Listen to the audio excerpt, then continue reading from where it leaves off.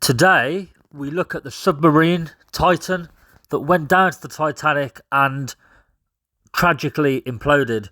We look at carbon fibre versus titanium versus steel. We look at the breaking points of each one, and we investigate the strength of the submarine.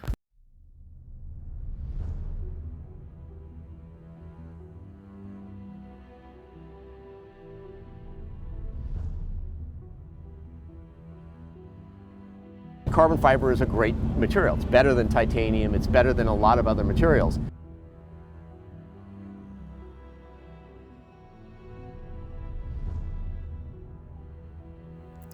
May the 5 people rest in peace who lost their lives here, and we're now going to investigate the submarine itself. There was no dashboard, just a touchscreen computer and a single power button. We only have one button, that's it. Here it is, the carbon fibre, 5 inches thick pressure vessel. He was very enthusiastic about how it was made, as you can see there, and we look at how it was made in more detail later in the video. Once the pressure vessel... So apparently, they were very, very hot on safety before each dive. Everything was checked multiple times. But what's shocking here to find out is there was a 3-strike rule, right? 3 strikes and the dive was called off. So if any 3 things were not quite right or didn't feel right, they would call the dive off, no matter how minor the things were. But 3 things, guys. Why not even 1 thing? Why? A former employee says that when he raised safety concerns, Rush fired him. At some point, safety just is pure waste. I think I can do this just as safely by breaking the rules.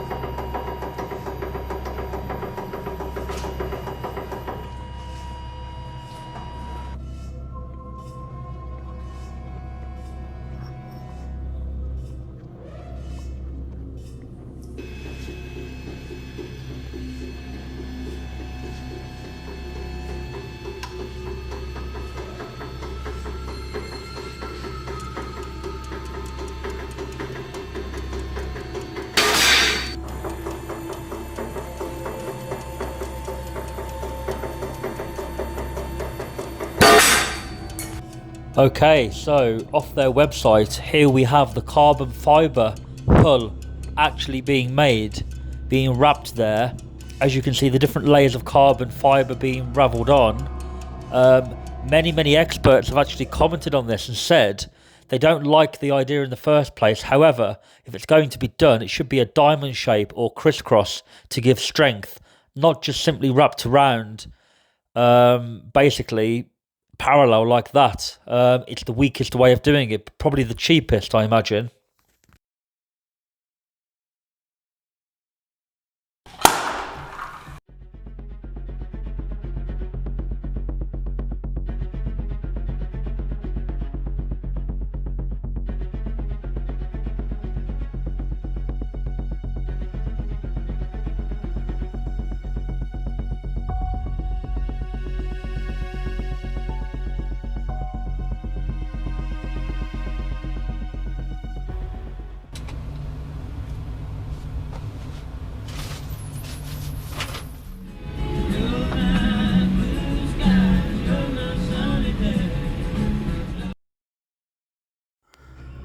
So everybody, down at 13,000 feet here on the previous dive in the Titan. As you can see, it's very dark down there, not much life at all. The people who travelled on this previous voyage have said they're very thankful that they weren't on the voyage after. They feel thankful to be alive. So what we're going to do is we're going to look at how the carbon fibre hull was actually made. We have a video of that from Oceangate of the process that was done, and we're going to look at the critical part, which is basically where the titanium caps either end were attached to the carbon fibre tube, and how this was done actually was using nothing more than, believe it or not, glue. Now, as you know, if the whole vessel is expanding and contracting many times over, that joint, which is glued, is going to become a problem, because the titanium and the carbon fibre will contract and expand at different rates. Therefore, the glue holding it is going to be subject to many stresses, and it wouldn't make any sense to build it in that way. But we look at that, and we look at the glue used, and we look at this actual manufacturing process as it was done live.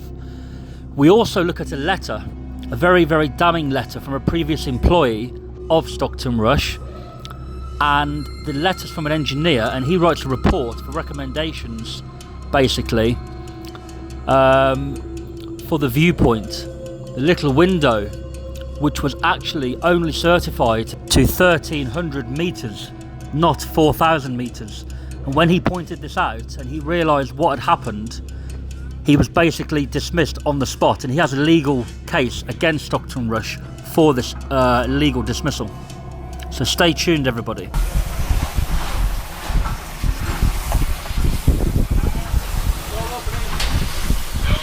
What's up, gentlemen? How are you doing? Hey.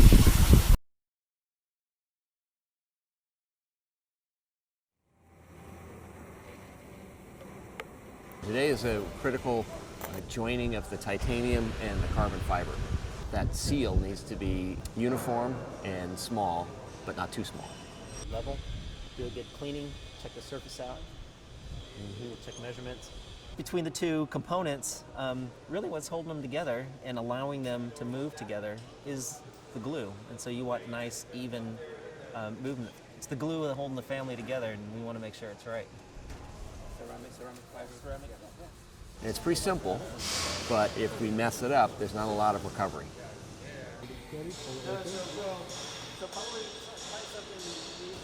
The glue is very thick, so it's not like Elmer's glue. It's like peanut butter.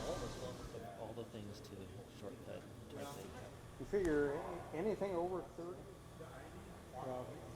That's pretty low, huh?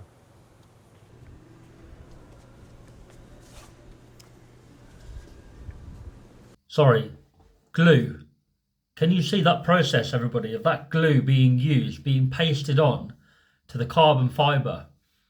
Just like anybody would, glue something on, in the home, or maybe for the car, or out in the garden, perhaps, right? But for something so critical, it looks to me like they're just using a regular glue paste. I'm sure it isn't. I'm sure it's very strong and durable. But the thing is, we're still relying on glue, right? We're not relying on a solid material bolted with rubber seals, which are interlocked, right? You'd think that would be a safe measure to take. Instead, they're basically putting two flat surfaces together and relying on this glue, not only to seal it watertight and airtight up to 4,000 meters or more, right? They're relying on it for it to be pressure proof and to keep the titanium and carbon fiber together and to allow them both to flex at different speeds, at different times, right? Under different situations. The two materials are going to flex, contract and expand differently. And they're basically hoping and relying on this glue to do that, to flex with it. So that glue basically is the most important part of the submarine. And personally, I wouldn't want glue to be the most important part. This is the point of no return right here. I'm good already, north-south, east-to-west.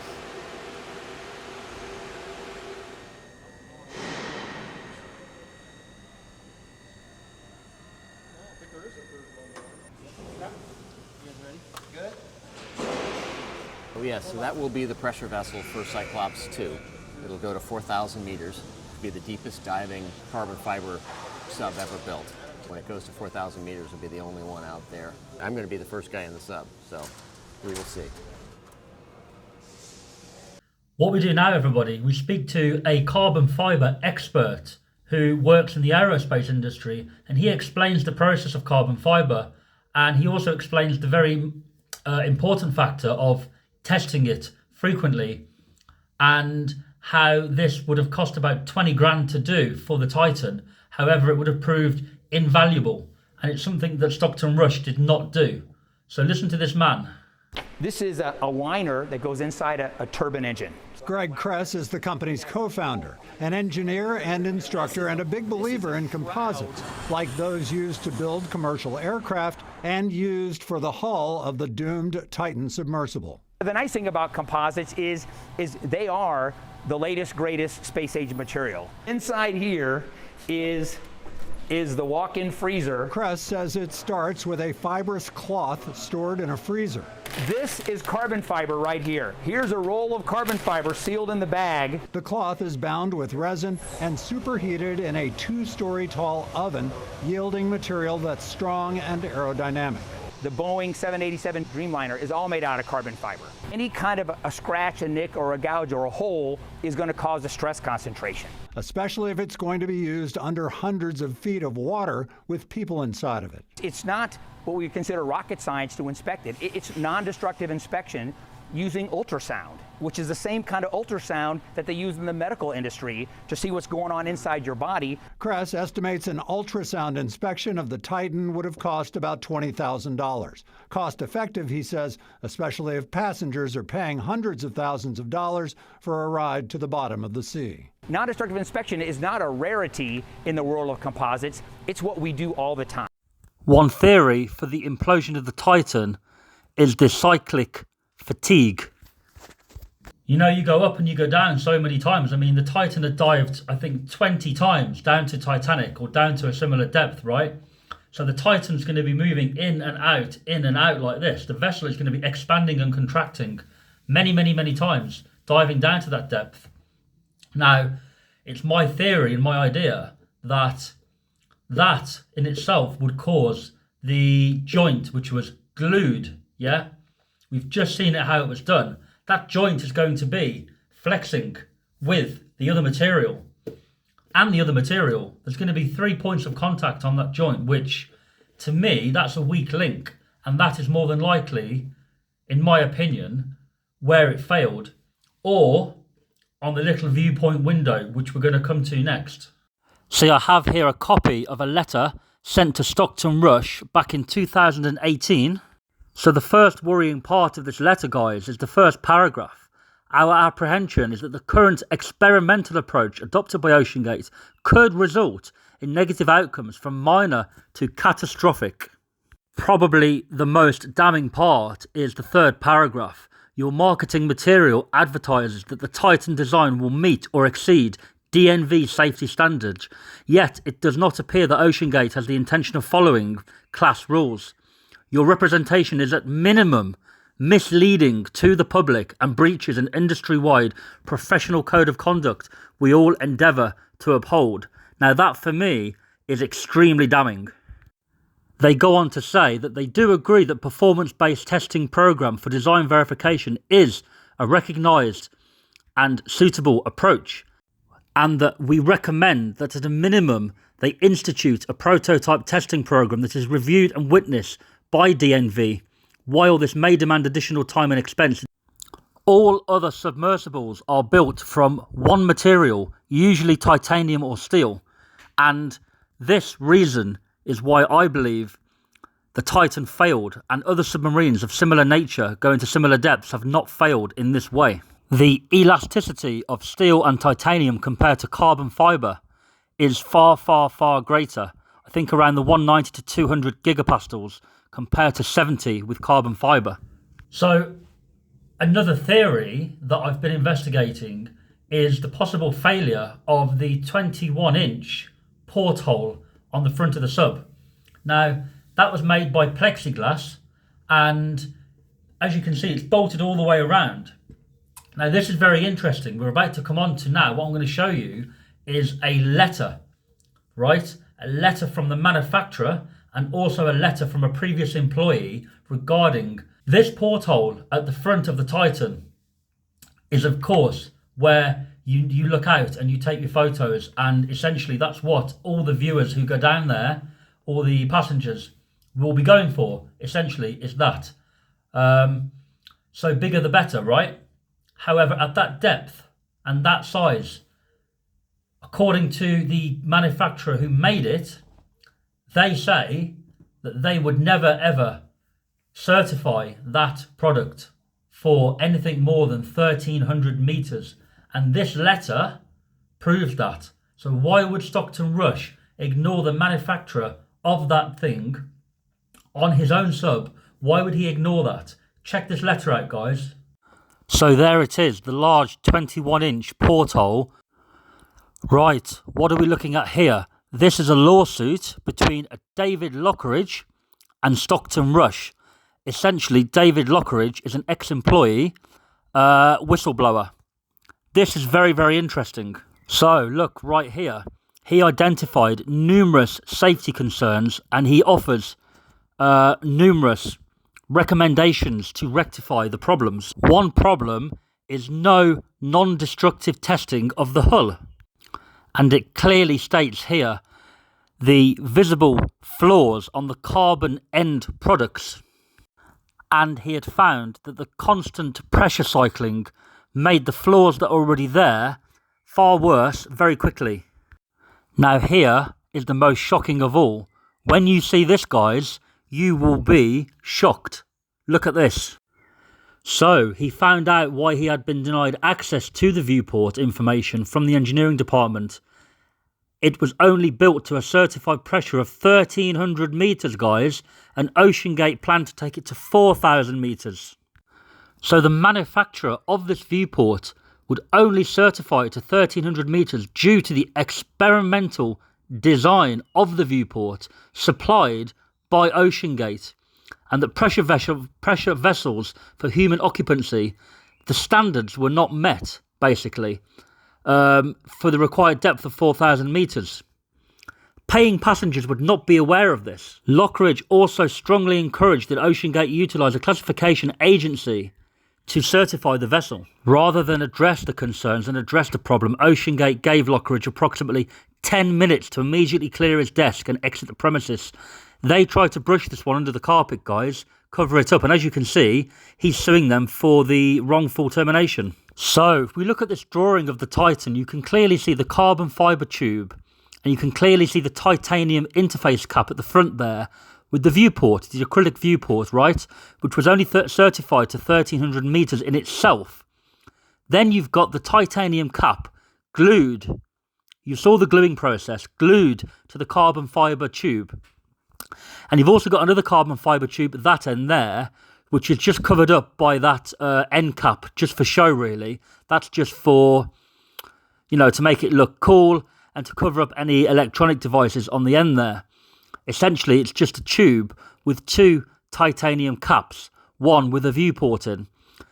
I think that it either failed on the viewport or where it was glued, personally. Here is a good example of how fast the implosion would have been. As you can see, it would be a lot faster with 2 miles of water above it, but very scary. So, no matter what happened out there, we have to give thoughts and prayers to the 5 people who tragically lost their life that day. And I can't help but feel that Stockton Rush is responsible for this. And I'm pretty sure if he was alive right now, he would be facing criminal charges of some kind. Clearly he was an innovator, and clearly he was a man who was a very knowledgeable man, very passionate man, but I believe that he cut corners and he basically overrode that with the kind of thing in his head that, well, I'm the first to do it, so we can do what we like because nobody's ever done it before. The thing is, when you've got people who know what they're doing warning you, and your own engineers warning you, you really need to take a step back and realise what's happening. And I hope that people learn from this, and I hope that this video shares some light on probably what happened. I do believe how the Titan was made is definitely to blame, most likely to blame, and we'll find out in due course, but until then we will look into it a little deeper. Thanks for watching, guys.